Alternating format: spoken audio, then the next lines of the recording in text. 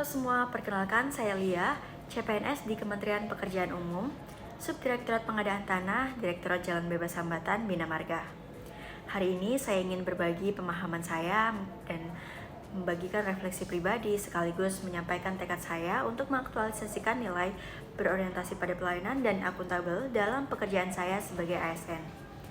Nah, kedua nilai ini adalah nilai penting dari core values berakhlak yang menjadi pedoman bagi seluruh ASN di Indonesia. Yang pertama yaitu nilai berorientasi pada pelayanan yang mengajarkan bahwa ASN harus menempatkan masyarakat sebagai prioritas utama.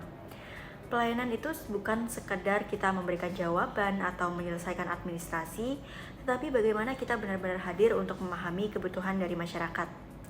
Pelayanan yang prima itu terwujud dari sikap ramah, cekatan, solutif, dan tidak pernah berhenti untuk memperbaiki diri.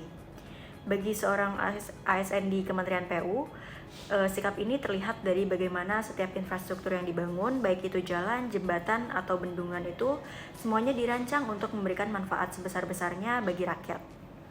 Kemudian nilai yang kedua yaitu akuntabel, di mana nilai ini menekankan pada kejujuran, keterbukaan, tanggung jawab atas setiap amanah yang telah diberikan. Akuntabilitas membuat seorang ASN sadar bahwa pekerjaannya itu tidak hanya dinilai dari hasil, tetapi juga dari prosesnya. Bekerja dengan akuntabel itu berarti harus disiplin, transparan, dan tidak menyalahgunakan kewenangan, dan kita juga harus berani menolak segala bentuk gratifikasi. Dengan akuntabilitas, kepercayaan masyarakat terhadap pemerintah itu bisa terjaga.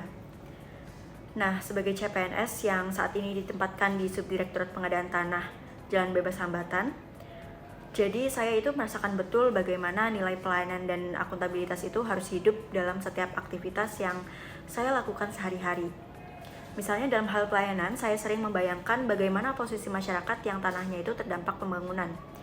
Mereka tentu memiliki keresahan, pertanyaan, bahkan kekhawatiran. Dan perasaan mereka itu wajar, dan disinilah saya harus hadir untuk bukan hanya sebagai seorang petugas administrasi, tetapi juga sebagai pendengar dan pemberi solusi untuk mereka. Saya juga harus menyampaikan informasi dengan jelas, menggunakan bahasa yang sederhana, serta menunjukkan empati kepada mereka adalah bentuk pelayanan yang ingin saya biasakan. Sementara itu, akuntabilitas saya dapat wujudkan dengan memastikan bahwa setiap data dan dokumen yang saya kerjakan itu valid dan sesuai dengan fakta. Kemudian juga setiap keputusan yang saya buat juga dapat dipertanggungjawabkan, dan setiap proses yang saya lakukan harus sesuai dengan aturan yang berlaku. Saya percaya bahwa kejujuran dan keterbukaan adalah fondasi kepercayaan publik terhadap Kementerian PU. Tanpa akuntabilitas, sebesar apapun pembangunan yang kita lakukan, kepercayaan masyarakat bisa hilang.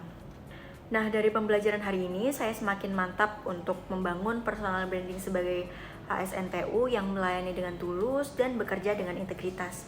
Bagi saya, orientasi pelayanan berarti siap mendengarkan kebutuhan masyarakat, siap memberikan solusi yang ramah dan cepat, serta berusaha menghadirkan manfaat nyata dari setiap infrastruktur yang kita bangun.